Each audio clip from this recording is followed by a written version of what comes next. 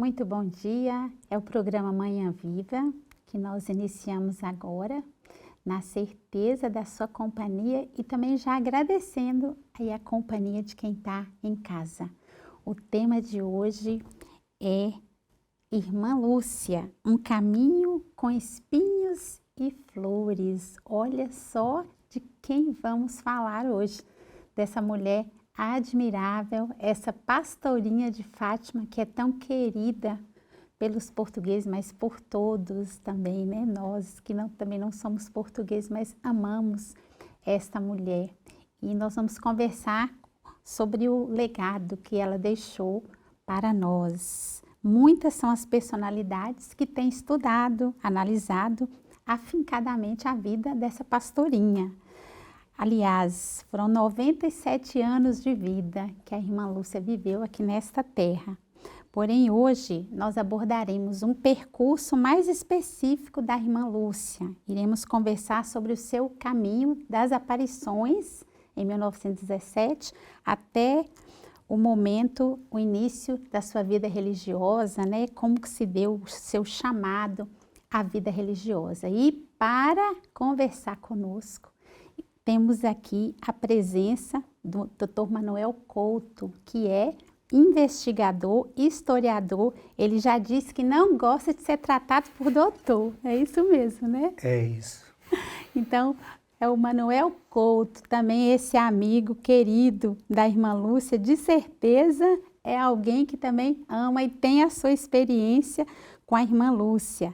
Mas antes de nós iniciarmos a nossa conversa, nós vamos rezar. Quero convidar quem está em casa a fazer conosco essa oração, que não poderia ser outra, né? Vamos rezar aí a oração pela beatificação da irmã Lúcia.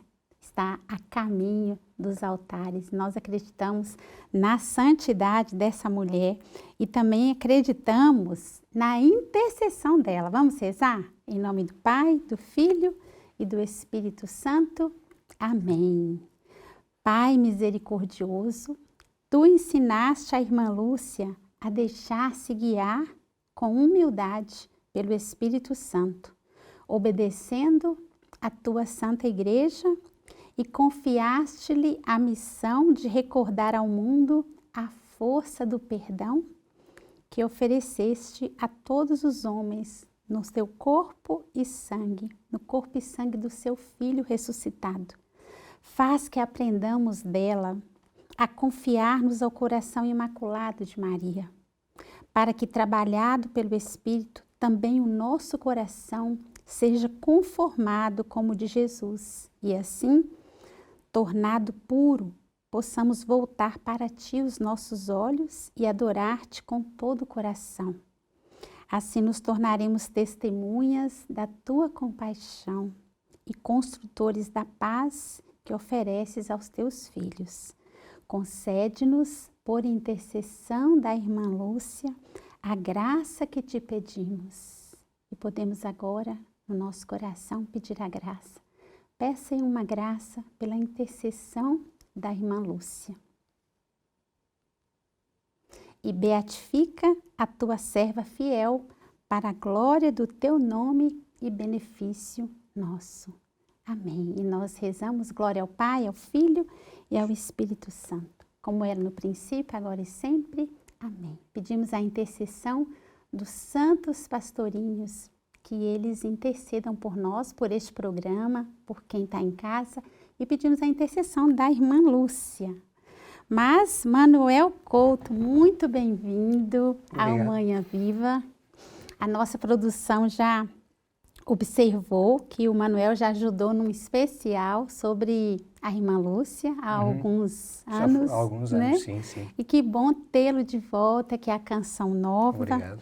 E eu queria começar fazendo uma pergunta que é de praxe, perguntarmos aqui para o nosso convidado, né? Quem é Manuel Couto e como surgiu a sua ligação com a irmã Lúcia? Manuel Couto é uma pessoa, um investigador da área da história, que por um simples acaso do destino integrou a Comissão Histórica para o processo de beatificação da irmã Lúcia. Foi um acaso do destino. Nunca estive ligado a nada, nenhuma organização religiosa ou coisa assim que me levasse a integrar esse trabalho. Certo, porém, é que quando dei por mim estava envolvido nesta coisa tão grande que é a causa da beatificação da irmã Lúcia. E conhecer profundamente quem foi ela, a sua personalidade, por força do trabalho. Sim. Certamente a divina providência conduziu Não sei. o Manuel Couto para esse trabalho com a irmã Lúcia. Mas nós conhecemos aqui um pouco do nosso convidado. Vamos estar aqui à mesa do nosso pequeno almoço. Tem também para servir à vontade. Mas nós vamos acompanhar uma peça, antes de continuarmos a conversa, uma peça organizada pela nossa produção, com o padre Ricardo Figueiredo, que é autor de inúmeros livros também sobre a irmã Lúcia. Nós vamos acompanhar um pouquinho, o padre vai falar para nós sobre a santidade dessa pastorinha. Vamos acompanhar.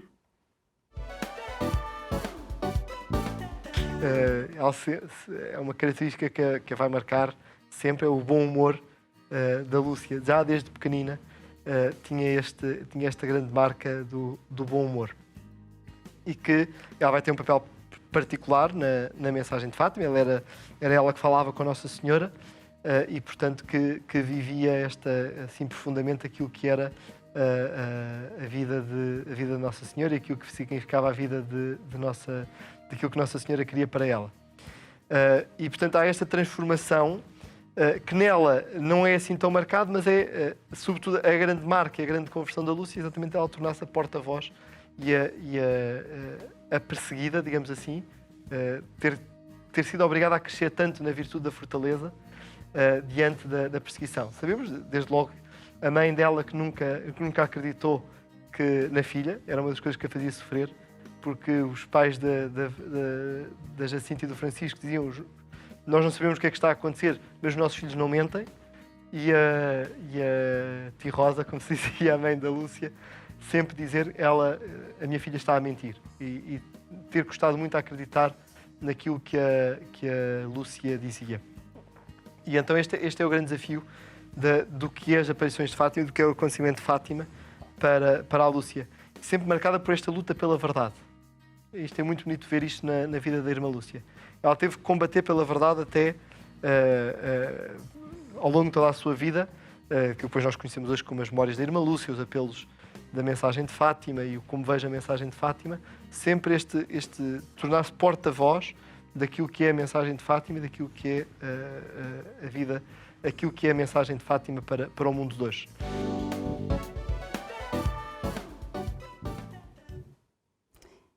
Estamos de volta e acompanhamos aí esse VT, essa pequena peça. Vários pontos foram referidos neste vídeo, desde o bom humor da irmã Lúcia e também o ser porta-voz, né? O papel dela na mensagem de Fátima, para que a mensagem chegasse até nós.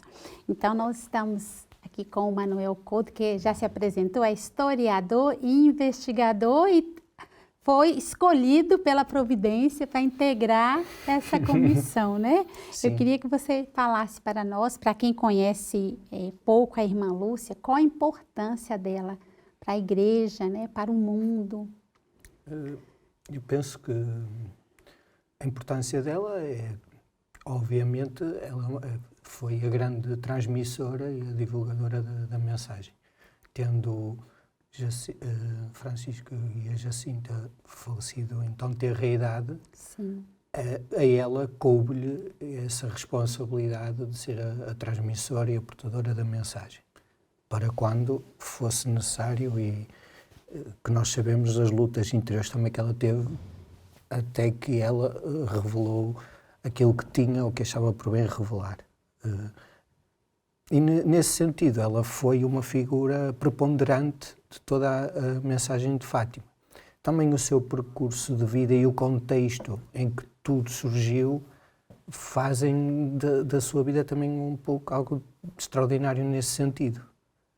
Porque devido às circunstâncias da época, ela teve que sair daqui, teve todo um percurso de vida e esse percurso de vida foi sempre norteado por essa missão que lhe tinha sido entregue. E ser a portadora de uma mensagem tão forte, obviamente coloca no contexto mundial como uma das grandes figuras do século XX, no que toca à religião. Verdade. Até porque, com tudo que tem a ver com a mensagem de Fátima,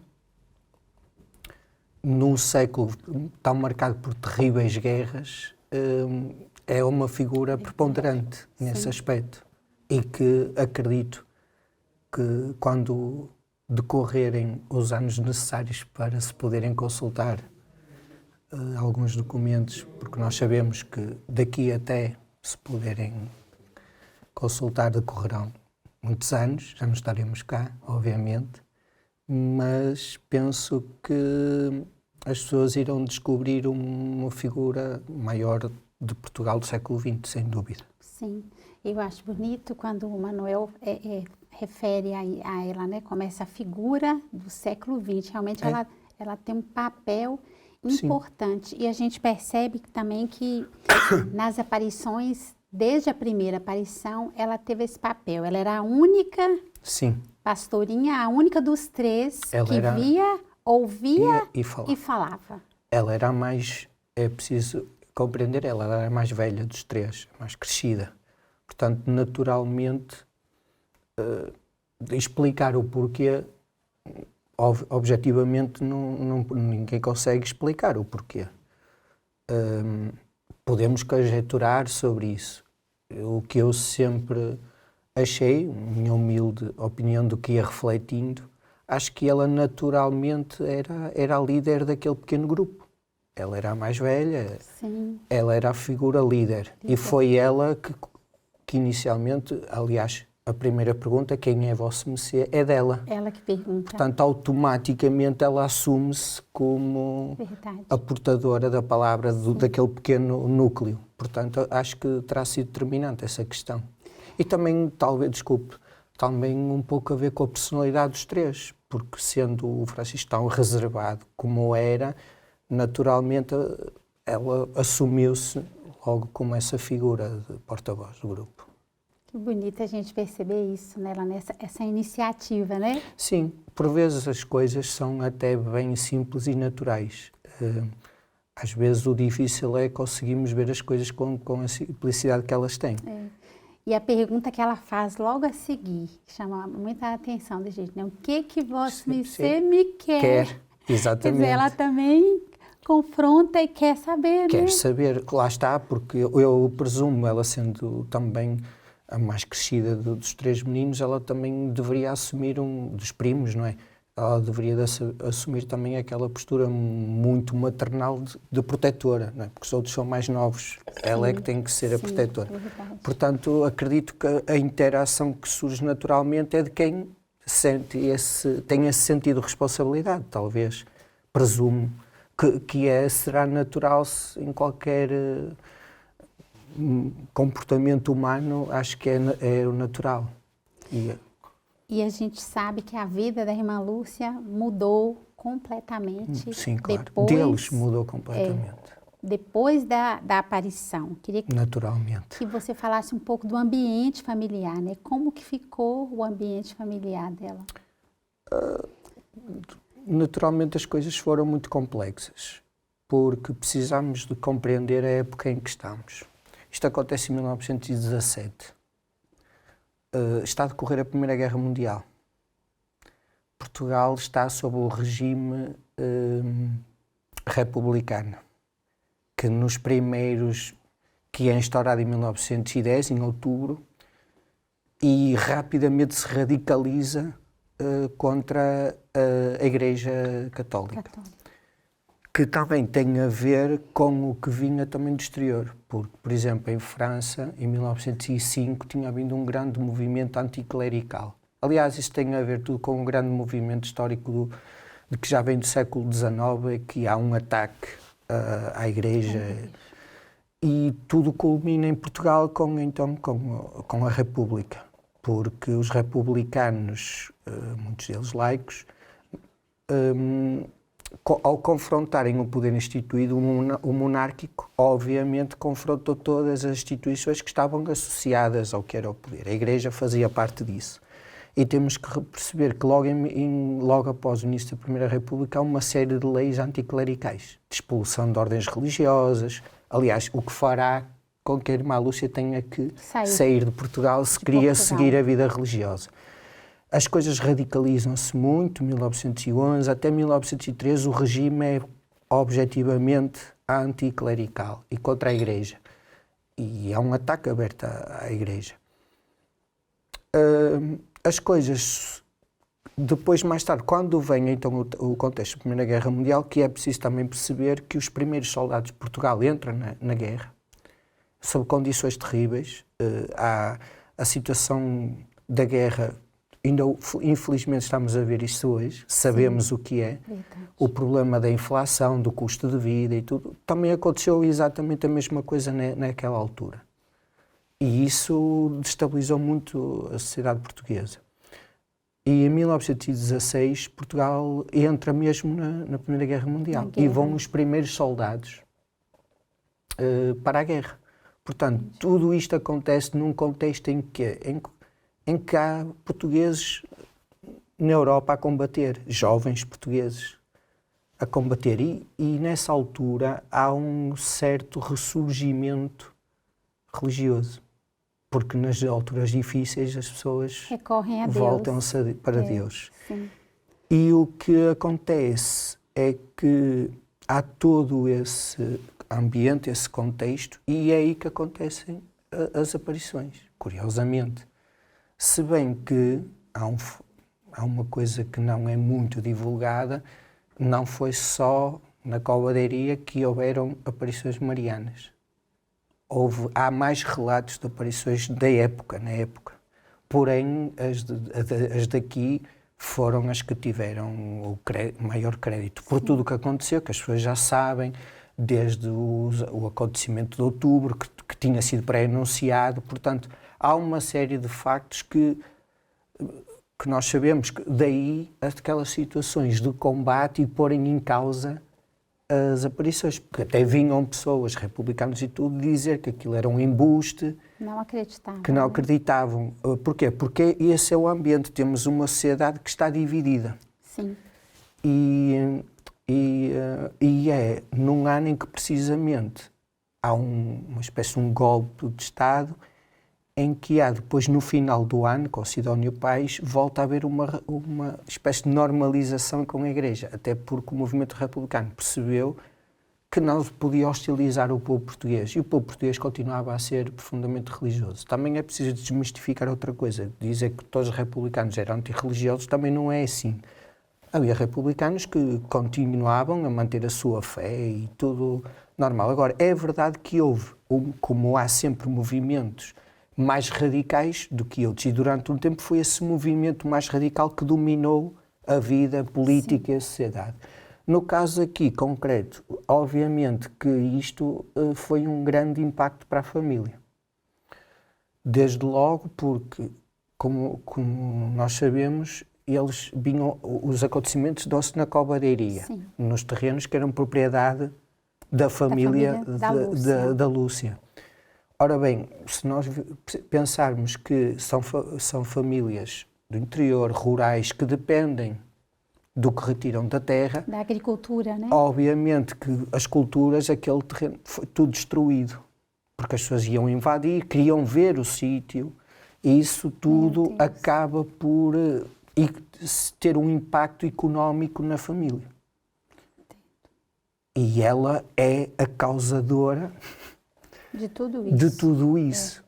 E daí as pressões da mãe, porque as pessoas...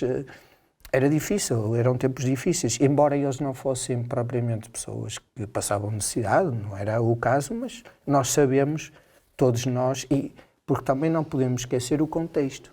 Era uma época difícil, em que as coisas não eram fáceis. Havia guerra. Estava mais difícil ainda a questão da economia, por conta exatamente da guerra. De tudo o que estava a acontecer. E claro que depois ela tem aquela pressão sobre ela. E depois, claro, obviamente que, quer dizer, são 3 crianças.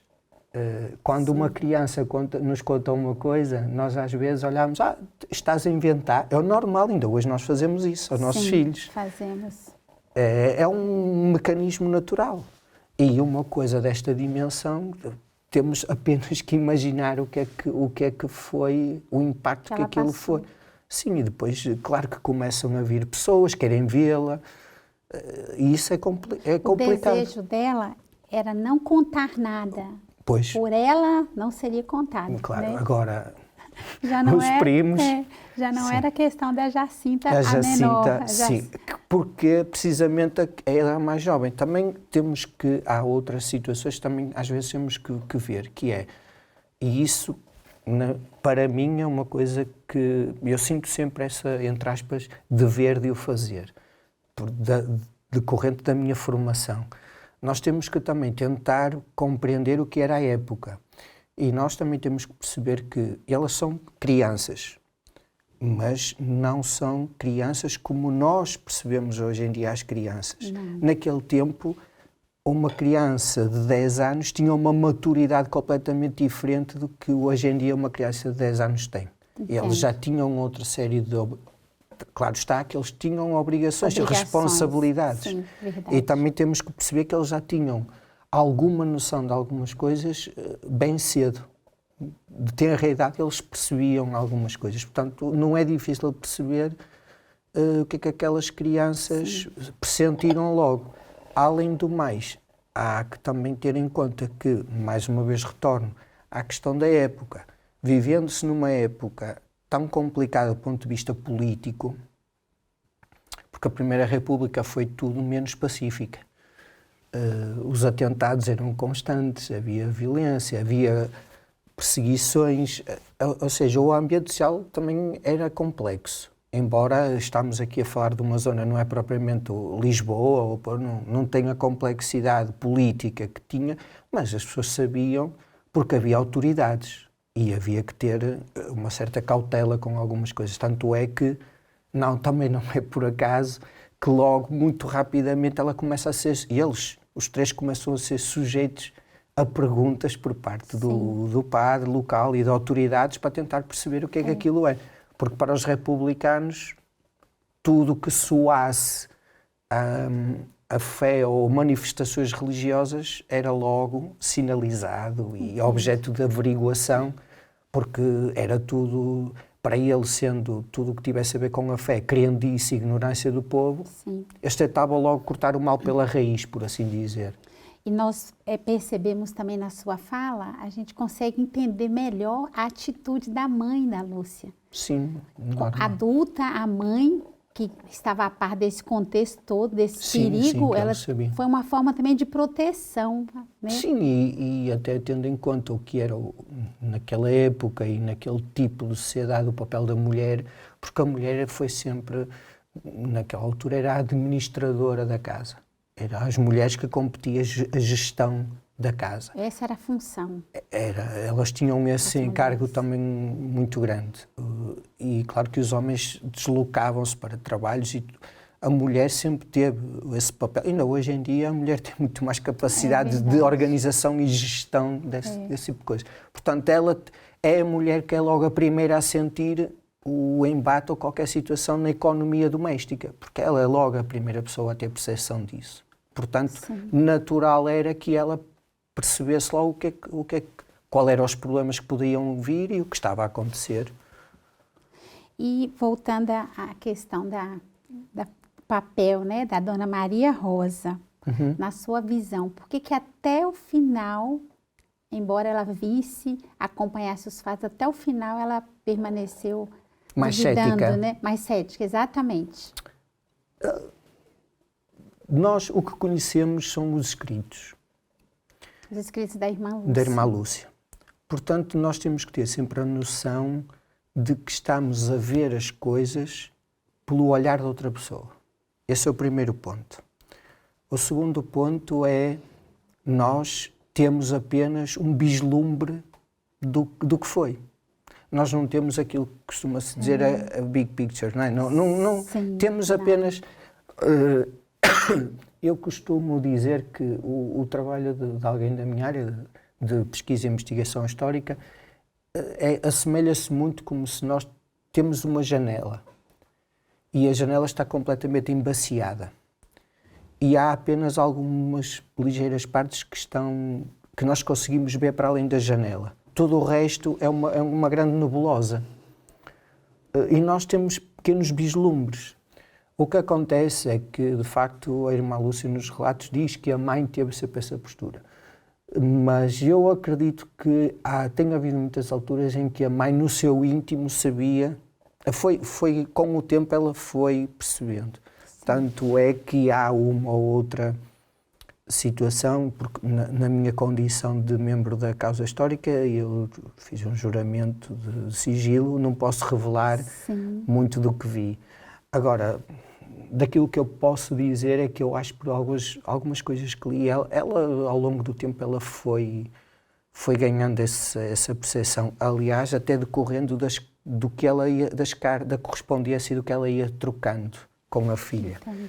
E muitas vezes era a própria irmã Lúcia que lhe dizia que para ela tentar estar reservar-se o mais possível, porque as pessoas não tendo acesso à pastorinha tentavam falar com os familiares ainda vivos, a mãe e tudo. Portanto, de certa forma, a mãe também sofreu um pouco essas solicitações e nós temos que perceber isso. A mãe também teve que se proteger. Sim. E eu não sei até que ponto também o facto de ela dizer podia ser uma forma dela também dizerem que ela é mais cética, se calhar não... Verdade. Nós não sabemos. Há aqui muitas coisas que nos escapam naturalmente. Olha, e para quem está a nos acompanhar de casa, Irmã Lúcia, um caminho de flores e espinhos. Estamos conhecendo um outro lado, pela visão de um historiador. Nós vamos continuar a nossa conversa daqui a pouco, vamos fazer um breve intervalo e já voltamos.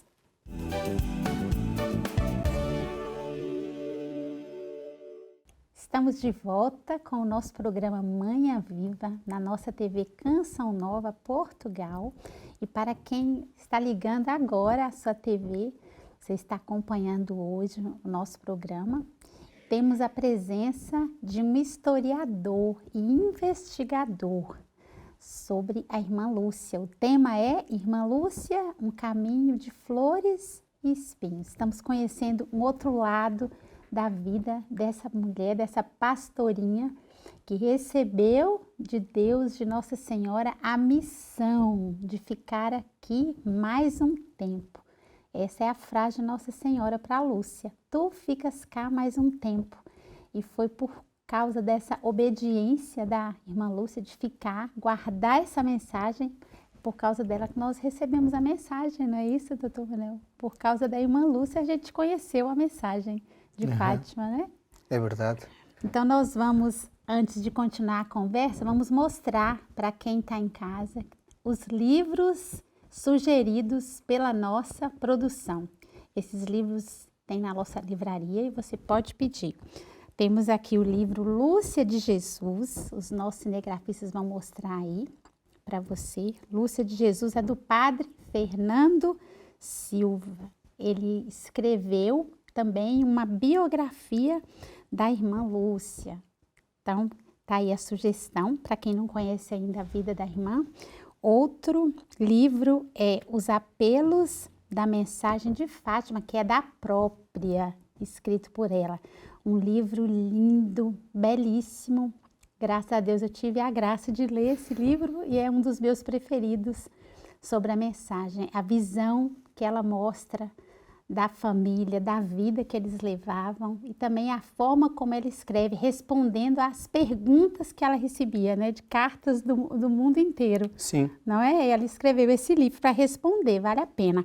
O outro livro é A Devoção dos 5 Primeiros Sábados, também um pedido de Nossa Senhora para a irmã Lúcia. Esse livro aí traz a explicação, né, a origem da devoção, como fazer a devoção.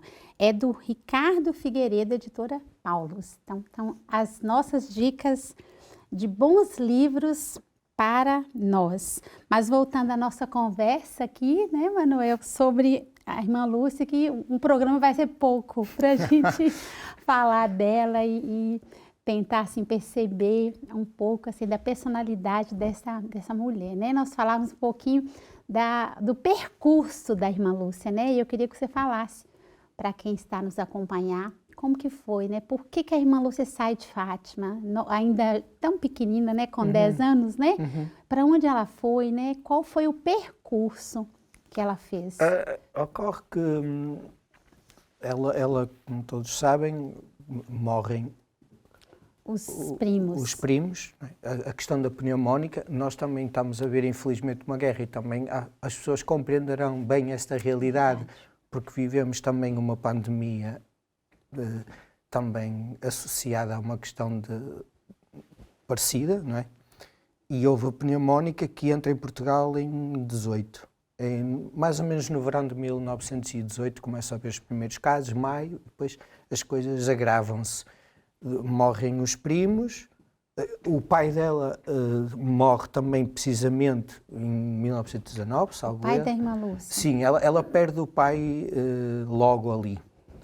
E depois há aquela questão do tal perigo, do receio, cada vez afluíam mais pessoas, porque nós também temos que perceber que as aparições ocorrem em 1917 e depois então quando se dá em outubro, o célebre, geralmente diz que é o milagre do sol, né? Que é o grande acontecimento. Sim.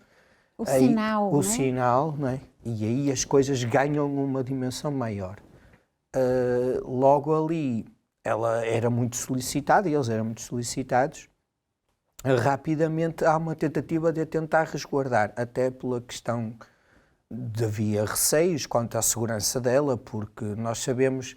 Por exemplo, nós sabemos, por exemplo, o que aconteceu, para se perceber melhor, quando começa a primeira capelinha, é dinamitada. Chega a ser dinamitada. Portanto, nós percebemos que havia ali... Também, pelo regime da época ou não se sabe? Eram as pessoas que estavam, que estavam contra... houve muita gente que estava contra a religião, entendia que era a causa de muitos males, pronto, era o que era.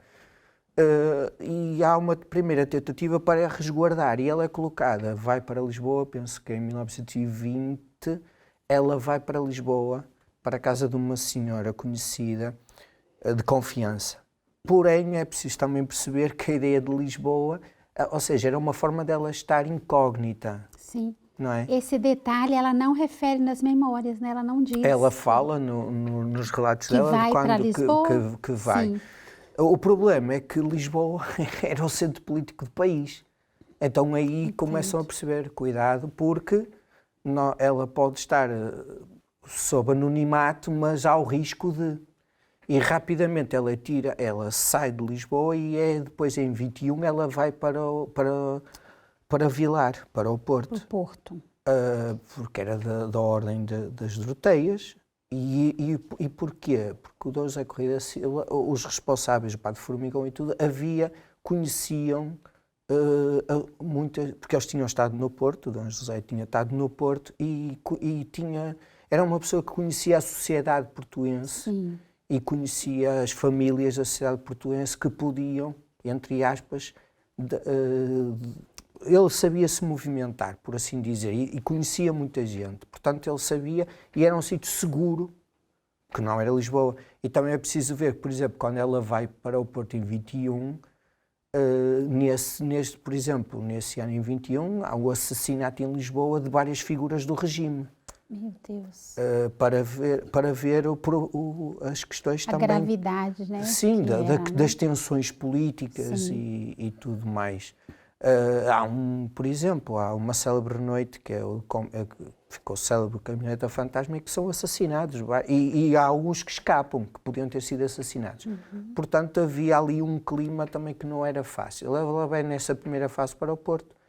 e mais tarde, quando surge então aquele apelo dela seguir o caminho religioso, é aí que ela tem que tomar a decisão, porque por força do regime tinham sido expulsas as ordens religiosas de Portugal, não havia, e a única hipótese que ela tinha era Espanha.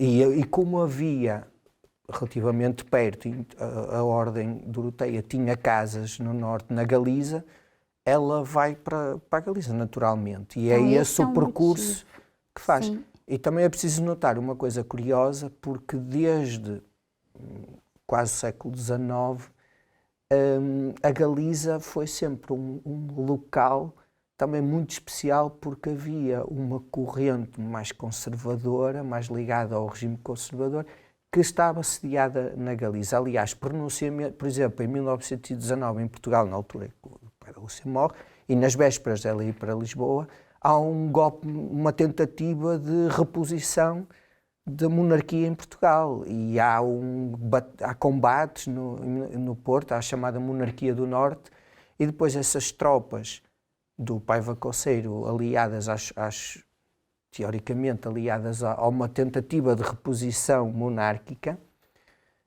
depois infiltram-se novamente na Galiza, porque lá encontravam quem apoiasse a causa. Portanto, há uma cidade também na Galiza conservadora. E isso já vem desde o século XIX. Sim.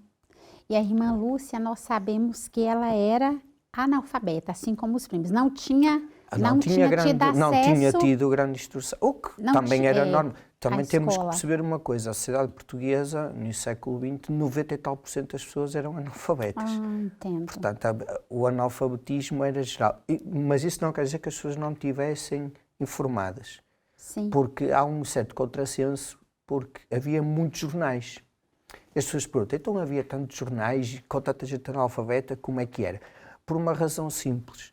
Porque havia sempre aqueles que sabiam ler e eles eram lidos em voz alta na comunidade. Olha, que beleza. Havia locais onde as pessoas, as barbearias ou os pequenos... Bons hábitos.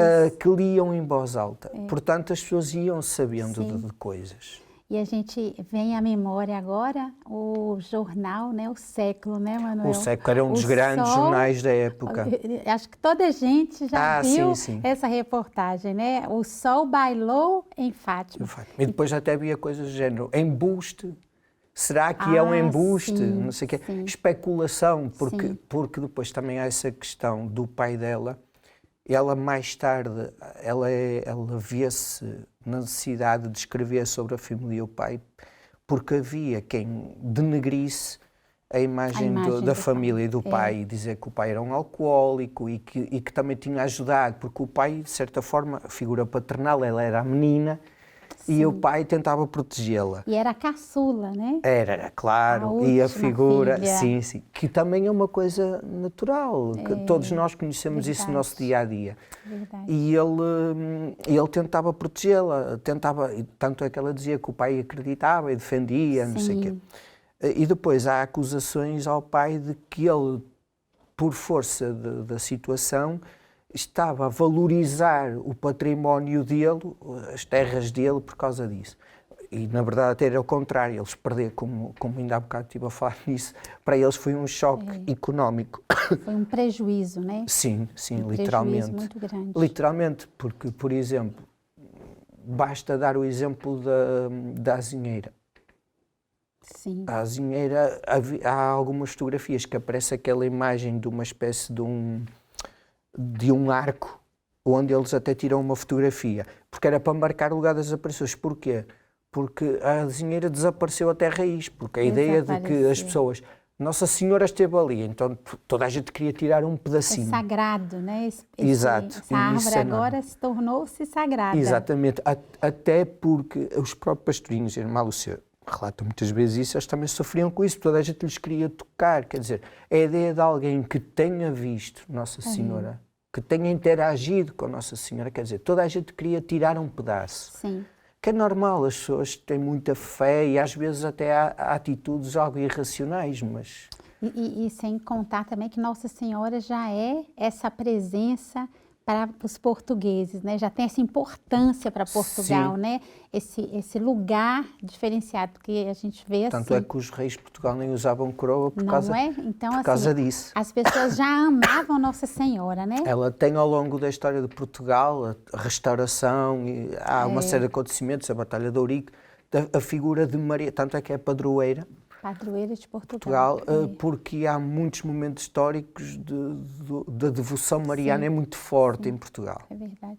E a gente acompanha o percurso da irmã Lúcia, ela vai para essa congregação, vai para a Espanha e certamente começou a estudar. Foi para estudar, né? Deve ter vivido Sim, mas ela começa logo ali no Porto, porque ela é um colégio para onde ela vai. um tempo intenso de estudo. Ela está lá no colégio e vai aprendendo. E esse também foi um dos grandes, entre aspas, tristezas dela, não vou usar uma palavra muito forte, porque ela queria prosseguir os estudos. Tanto é que há aquela célebre, todos nós sabemos que Nossa Senhora diz, quero que aprendas A ler. a Quero ler que e escrever, aprendam a porque ler. ela tinha que divulgar Olha. a mensagem.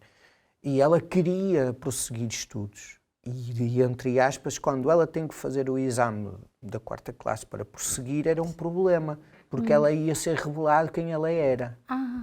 E ela é difícil para ela, porque ela quando vai, ela não dizia quem era. E perguntaram, mas de onde é que tu vens? Eu venho do Sul. Ela nunca especificava, porque ela estava proibida de revelar a identidade dela. Apenas porque ela obedecia Eles ao iam, bispo. não. Agora, reparem, uma criança com aquela idade tão tenra, psicologicamente é fortíssimo. Ela tem que negar uma parte da vida dela, a personalidade dela. E ela até ao início, ela relata isso, que as outras crianças até achavam que ela era assim um bocadinho tontinha, porque ela vinha do interior, não é? Depois só temos sempre aquela imagem dos que vêm, não é? Que vêm mais do campo, os rurais, são mais ignorantes. E depois ainda por cima, eles faziam-lhe perguntas tão óbvias como, então como é que te chamas? De onde é que tu vens? E ela tentava, venho dali de não sei das quantas. Até diziam, deve ser meio tontinha. Sim. Porque também é preciso ver o tal caminho dos espinhos também é esse. Ela é alguém que desde muito novinha, ela é obrigada a apagar-se quem ela é. De parte da personalidade, uma parte da personalidade dela, do que ela é, ela tem que apagar. E isso é muito violento. Muito para uma criança. Para uma criança é muito. Criança. Além de que sai do convívio do seu entorno familiar, porque nós, quando estamos no nosso entorno familiar, temos todas as ligações de solidariedades que existem, não é? Quando nós saímos e vamos para um sítio onde se perde todos estes laços de solidariedade, é difícil, é uma experiência difícil. E ainda por cima, ela não poder dizer quem é. Sim. E a gente percebe nas memórias o quanto ela reluta em ir para sair de Fátima, né? A saudade, os lugares que ela amava, né? E a gente percebe esse momento dela, esse impasse, né? É uma aparição de Nossa Senhora também para ela, né? Nos valinhos, né? Na covadeiria, ela volta. Sim, ela diz, vai para onde o Senhor Bispo te mandar. Isso é fantástico. Isso aí a gente ela percebe obediência, né, dela. Sim, a questão, porque eu acho que é aquela imagem de alguém que sente que ela é um instrumento de algo maior. Se deixa conduzir. E ela entrega-se completamente. E daí, naturalmente, que foi dificílimo, deve ter havido lutas interiores terríveis, acredito, mas ela regressava àquele ponto em que eu sou um instrumento de algo maior. E isto tenho que o fazer. E eu acho que aí ela encontrava o seu ponto de equilíbrio. E sabia e devotou-se de alma e coração durante uma vida inteira a esse papel. E foi até o fim obedecendo, né? Obedecendo ao que pediu, os padres que acompanharam, né? Só vou escrever porque a obediência me faz Embora escrever. isso também é outra questão que não é propriamente simples, porque, repare-se, há um problema que é, ela guarda dentro dela uma mensagem. Ela é uma espécie de, até uma imagem que cheguei a usar uma vez, ela é como um relicário. Ela guarda algo especial. O problema é que quando ela é solicitada por os bispos, pelos padres, mas há o outro lado, o que é que eu faço? Obedeço a estes? Nossa. É. Porque eu tenho uma coisa que Nossa Senhora não me disse, para eu Sim. não tive nenhum sinal para revelar isto ou aquilo, e estão-me a pedir isto ou aquilo, então o que é que eu faço? E há ali lutas a vencer, muita reflexão, até que as coisas, ela vai encontrando sempre uma forma de conseguir dizer até onde ela deve dizer e como deve dizer. Sempre muito ponderado.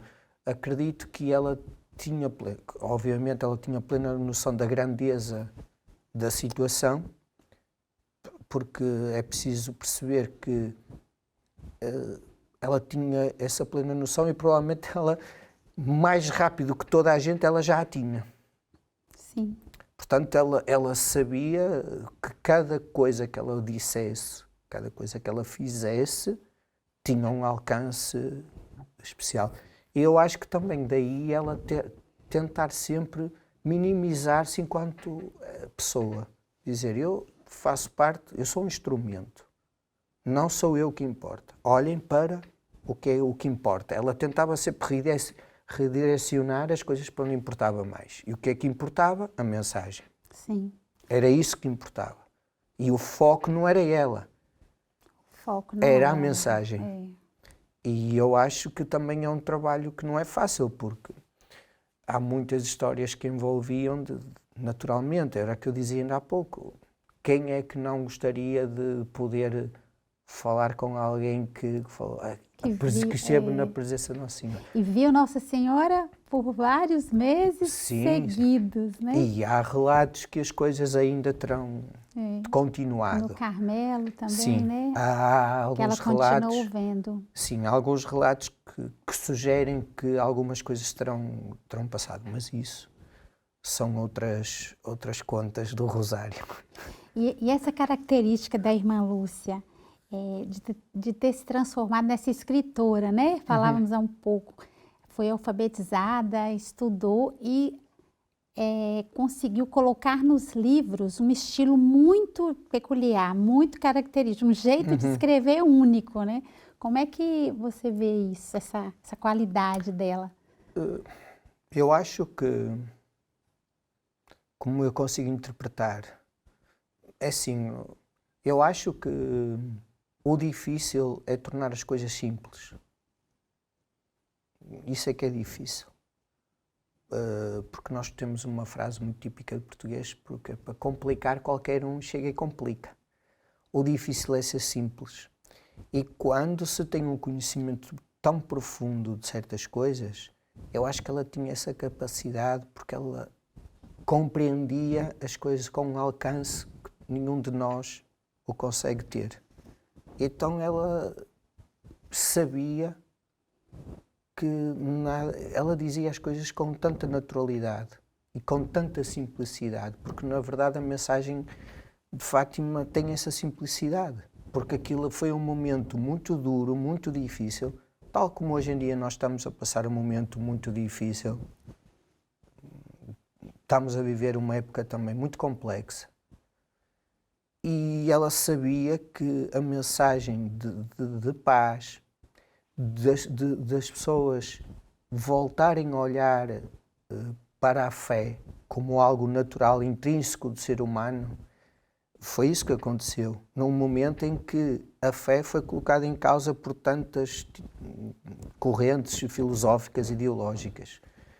E ela percebeu que ela estava a fazer um caminho, a dizer às pessoas, não voltem para a fé, porque há muitas coisas más no mundo E é preciso a paz e a fé. E então era essa a mensagem que ela estava sempre Sim.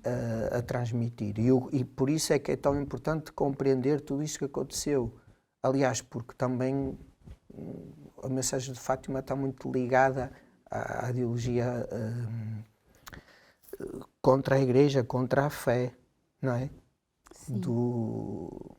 E depois acontece a Revolução Russa, que ataca também, não é? Também a fé. A fé. Quer dizer, havia todo um pensamento, O toda uma comunismo, corrente. né? Sim. A corrente comunista. Sim, uma visão mais radical disso. E nós sabemos que houve, em Portugal aconteceu isso, pessoas da igreja, padres e tudo, que foram violentados, que foram alguns até assassinados ou atentados. Sim. Quer dizer, houve um momento de grande perturbação. Sim. E Irmã Lúcia, nesse contexto, é a porta-voz. Sim. De Nossa Senhora, porta-voz da paz, porta-voz da mensagem, né? Sim. De retornem, não tem nada de mal, retornem à fé. E há uma oração também muito simples, que é o terço. O terço, exatamente. É uma oração dos simples, a oração dos pobres, como disseram os santos. Aliás, né? o terço, que até é uma coisa muito curiosa, porque o terço tem uma tradição muito forte em Portugal. Sim. Rezava-se o terço naturalmente em todas as... Por exemplo, há relatos já de séculos anteriores, séculos VIII e tudo, que as pessoas estavam à porta de casa e rezavam o terço. É isso, é uma coisa... Retomem essa devoção.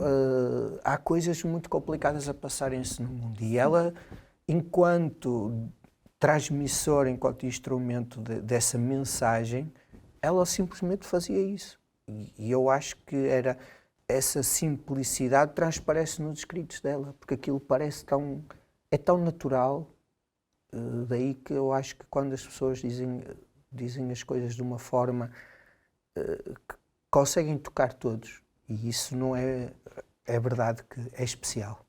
É. E estamos quase chegando ao fim do nosso programa, que pena que está passando tão rápido, mas você como historiador, né, investigador, que é o outro lado, né, daquela pessoa que está na causa de beatificação. Sim. A gente sabe que você tem o seu papel e você disse antes que trabalhou com a irmã Ângela. Sim, eu vim parar ao processo por causa de alguém, da irmã Ângela, que é postuladora da causa. E houve uma primeira conversa com alguém, porque era preciso alguém mais ou menos com o meu perfil, na altura, para o processo. Havia a equipa, mas faltava mais uma outra pessoa. E era preciso alguém mais ou menos com o meu perfil, até que há uma conversa, alguém me liga e diz, olha, vais receber uma chamada porque houve uma conversa, e eu disse, olha, conheço uma pessoa que tem o perfil para. Depois a irmã Ângela falou comigo, tivemos uma reunião, eu vim cá, a Fátima também ter uma reunião, e as coisas aconteceram assim, de uma forma assim, muito inesperada. Um mistério. Assim, desde que eu tenha contribuído de alguma forma positiva, para mim essa é que é a grande satisfação. É o meu trabalho e que tenha contribuído de forma positiva para a causa, que isso é o que importa. Que bom, e pode ter certeza, né, que contribuiu, nós acreditamos muito nisso, contribuiu muito para esse programa. Obrigado. Mostrar essa visão da irmã, né, da irmã Lúcia, para nós uma visão tão humana também, né, dos fatos. Sim. Então, só temos que agradecer a sua presença. O gosto foi meu. Foi um gosto muito grande, um programa de certeza que fez bem para tantos que estão a nos acompanhar e fará bem também para aqueles que vão ver. Esse programa fica gravado no YouTube da Canção Nova Portugal. Você pode enviar esse programa para alguém, rever. E, de fato, foi uma bênção. Muito obrigada. Deus te abençoe, Manuel. Obrigado, muito obrigado. Seu trabalho. Obrigado.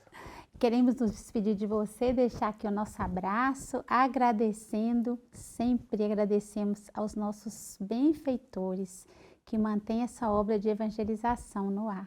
Deus lhe pague. Nós deixamos um abraço e até o próximo Manhã Viva, se Deus quiser.